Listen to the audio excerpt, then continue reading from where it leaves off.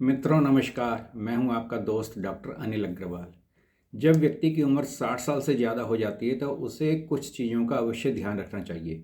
और यदि आप यह वीडियो देख रहे हैं जो 60 साल से ज़्यादा उम्र के हैं, उन्हें इसके ऊपर जो चीज़ें मैं बताऊंगा उस पर ध्यान देना चाहिए।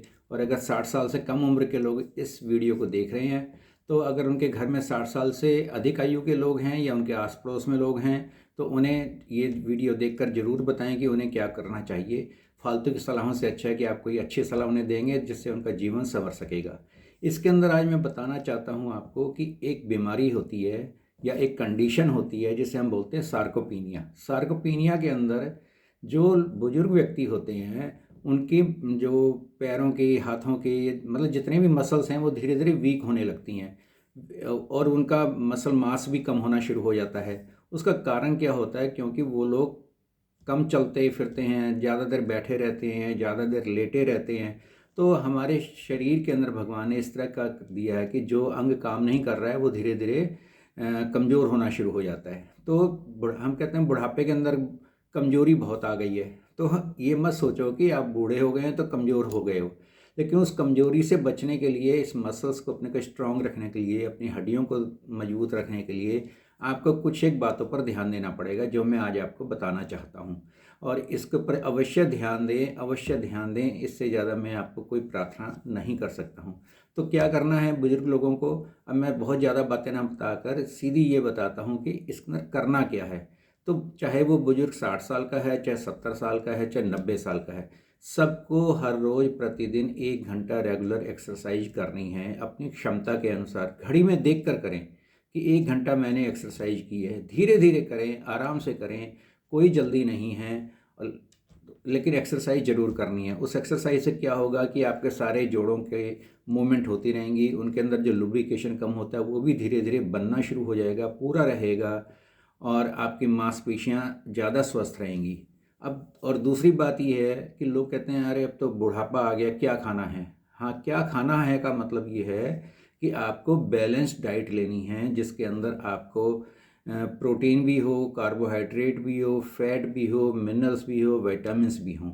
इसको हम बोलते हैं बैलेंस्ड डाइट, उसको लेना है। हाँ, आपने जो अवॉइड करना है बाज़ार की चीज़ें जो होती हैं फास्ट फूड वो ना खाएं जैसे बच्चे खाते हैं।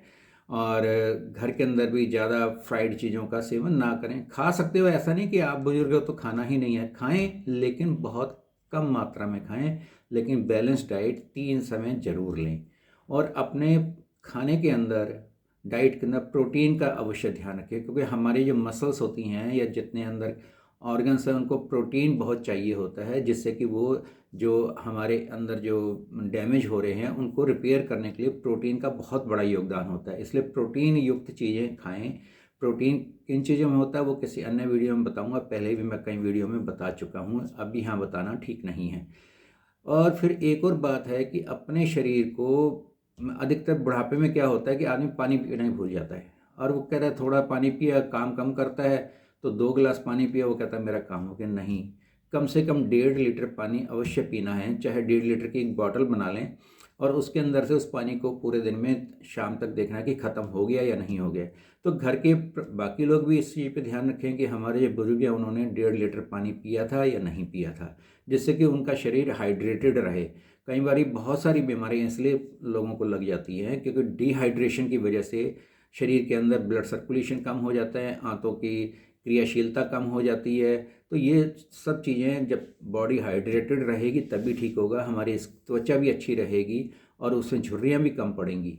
और उसके बाद एक विटामिन डी और कैल्शियम का भी अवश्य ध्यान रखें, इसको चेक करवाते रहें। आई के ब्लड टेस्ट से बहुत आसानी से पता लग जाता है। अगर आपके शरीर में विटामिन डी की कमी है तो विटामिन डी का सप्लीमेंट ले सकते हैं। और अपने शरीर को ये मतलब आप स्वयं आधा घंटा सुबह 9-10 बजे के आसपास धूप के अंदर अवश्य बैठें क्योंकि धूप भी हमारे शरीर को लगना बहुत अच्छा होता है और वो विटामिन डी हमारे शरीर में बनने के अंदर भी सहायक होता है। तो इसलिए मैं आपको ये कहूँगा कि धूप में बैठना अवश्य है और विटामिन डी और कैल्शियम की कमी शरीर में ना रहने दें, जिससे कि हमारी हड्डियाँ मजबूत रहेंगी। जब हमारी हड्डियाँ मजबूत रहेंगी तो हमारा शरीर स्वस्थ रहने की तरफ ही रहेगा और बुढ़ापा शब्द ही आपके जीवन से निकल जाएगा। फिर एक और अन्य बात है कि आपने नींद भरपूर लेनी है। तो नींद भरपूर लेने के लिए, नींद कब आती है भरपूर? जब आप अपने जीवन में से टेंशन निकाल देंगे तो आपको नींद अच्छे से आनी शुरू होगी। आपकी छोड़ दीजिए घर बार की फिक्र।